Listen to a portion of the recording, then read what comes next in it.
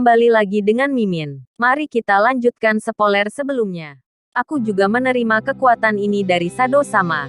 Hanya kita berdua. Selain 7 Shades. Yang spesial. Nomor 559 memandang Rose dengan cermat. Seolah-olah sedang memeriksanya. Kau masih lemah. Aku ingin mengatakan bahwa aku adalah pelayan yang sangat setia pada Shadow sama. Aku akan melenyapkan siapapun yang tidak layak untuknya. Aku tidak peduli siapa dia. Bagian 4. Di dalam Fort Saiso ada mayat prajurit yang tergeletak di mana-mana. Rose mengerutkan bibirnya dengan erat saat melihat pemandangan itu dari salah satu dinding. Dia adalah orang yang menjadi alasan terjadinya perang dan ini adalah hasil dari tindakannya. Para prajurit tewas, dan rakyat menderita. Dan hal yang paling menyakitkan bagi Rose adalah kenyataan bahwa dia tidak bisa berbuat apa-apa. Mungkin dia terlalu berharap pada dirinya sendiri. Dia pikir sesuatu akan berubah jika dia bertindak sendiri. Namun bahkan di dalam Shadow Garden, dia tidak lebih dari seorang ksatria sihir biasa.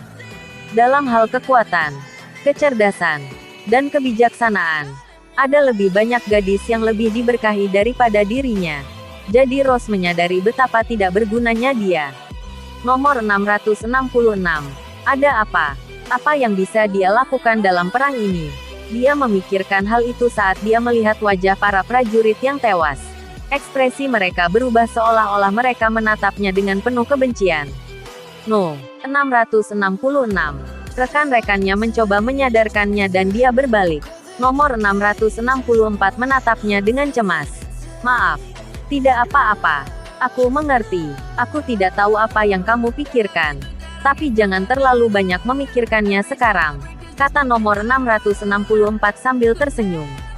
Itu mereka. Nomor 559 mengatakan dia menyadari pergerakan para kultus itu. Sosok yang mengenakan tudung hitam muncul dari ambang pintu besar yang diterangi cahaya bulan. Ada sekitar 40 orang di sana. Mereka lebih dari yang aku bayangkan. Nomor 559 berkata, sedikit mengubah bibirnya. Itu bukanlah ekspresi ketidakberdayaan, melainkan senyuman kebahagiaan. Apa yang akan kita lakukan? Kita akan mengejar mereka dengan menjaga jarak. Nomor 559 bergerak duluan, dan kemudian menghilang ke dalam kegelapan. Orang-orang berjubah hitam keluar dari benteng dan berjalan ke dalam hutan. Jaga jarak saat memasuki hutan. Dimengerti. Hati-hati. Mereka semua ada di kelas anak pertama. Semuanya. Anak pertama adalah bagian dari elit kultus juga bukan para pemimpin di kultus. Jadi aneh bahwa ada 40 dari mereka di sini. Tidak. Nomor 666 apa ada sesuatu yang istimewa di dalam hutan ini kata No. 559. Beberapa reruntuhan. Awalnya itu adalah kuil yang didedikasikan untuk seorang prajurit yang tewas dalam pertarungan melawan iblis Diabolos. Tapi aku tidak berpikir tempat itu masih utuh. Reruntuhan begitu. Kata nomor 559 seolah-olah dia tahu apa yang mereka cari. Di dalam hutan, jarak dengan kelompok kultus semakin dekat. Sampai mereka akhirnya mencapai reruntuhan. Sekelompok pria berpakaian hitam mengelilingi reruntuhan. Dan Rose dan yang lainnya bersembunyi dalam diam. Ini pintunya sudah tidak diragukan lagi ucap orang berpakaian hitam yang sepertinya adalah pemimpin kelompok itu. Dari apa yang bisa dilihat oleh Center, dia adalah seorang pria berusia sekitar 40 tahun dengan bekas luka di pipinya. Dia adalah Kuadoisi, badai seorang jenderal kultus. Begitu ya, bibir nomor 559 berubah bentuk lagi menjadi tersenyum. Ini adalah altar sisanya milik Anda yang mulia Reina. Kuadoi menggandeng tangan seorang wanita kurus dari kelompok berjubah hitam dan kemudian membuatnya berdiri di depan altar. Saat dia melepas jubahnya, tubuh Rose bergetar. Ibu, wanita itu tidak diragukan lagi adalah Ibu Rose. Dia diancam dan dikendalikan oleh kultus. Namun, Rose pernah mendengar bahwa keluarga kerajaan Oriana dilindungi oleh faksi anti-Doom. Mengapa ibuku? Apa mereka menangkapnya jadi Shadow Garden berbohong padaku?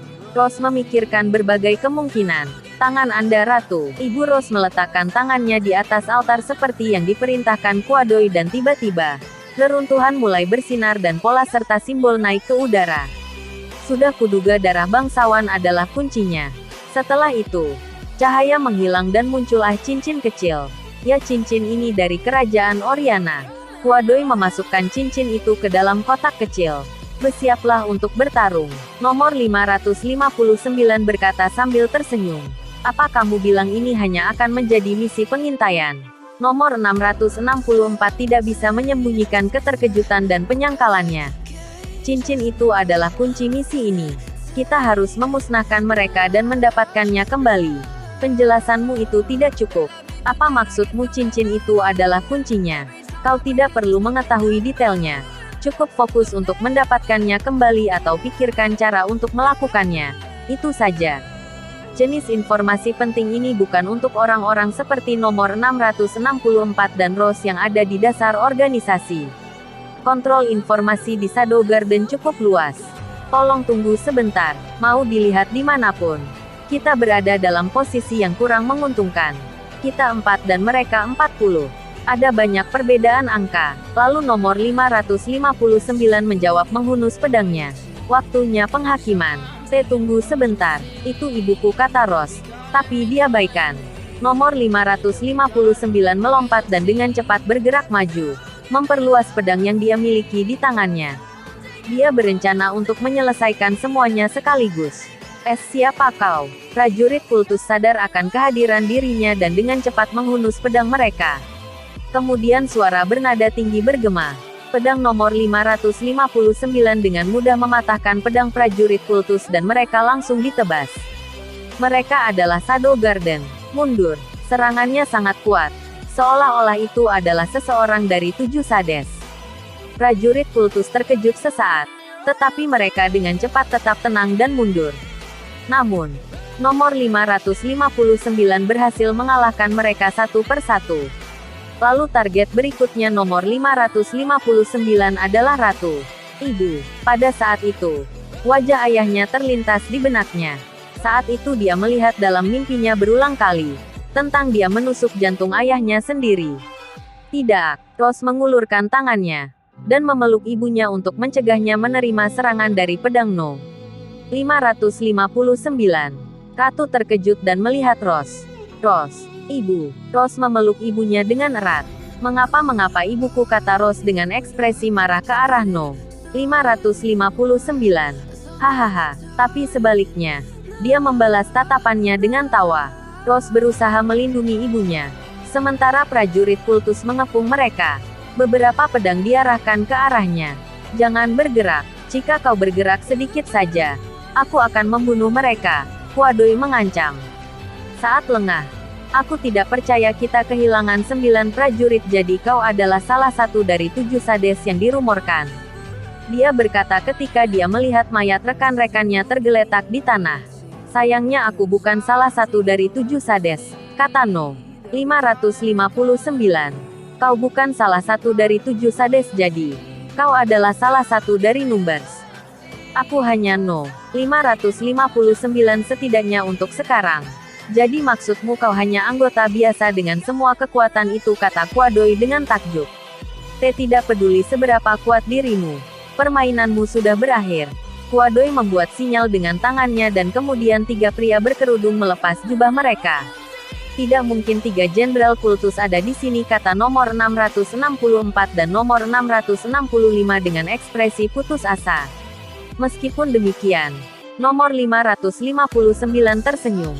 Jangan mencoba melakukan apapun.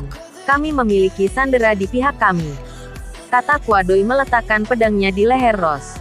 Lakukan sesukamu. Apa? Gadis itu tidak pantas menjadi bagian dari Shadow Garden.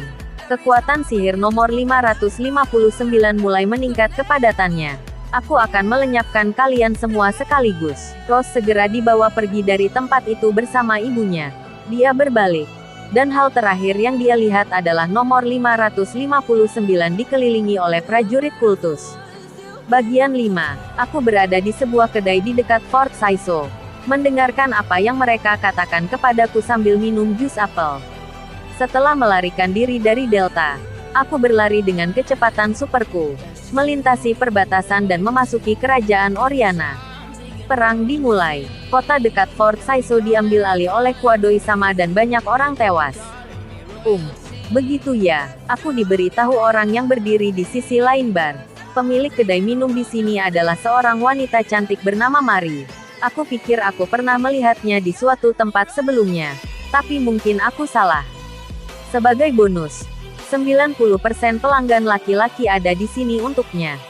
Ini benar-benar bencana. Para prajurit dari waktu ke waktu datang dan mengambil semua uang dari kedai ini. Kedengarannya buruk. Utuh termasuk kamu juga Citkun. Kamu bernasib buruk datang sekarang. Meskipun aku juga tidak bisa banyak bicara. Belum lama ini aku memulai membuka kedai ini. Kerajaan Oriana terbagi menjadi dua faksi. Dan mereka tidak berhenti berperang satu sama lain. Perang antar faksi, atau perang saudara adalah bencana besar. Sempurna untuk pemimpin dalam bayang-bayang untuk bertindak. Tapi aku yakin ada sesuatu di balik semua ini.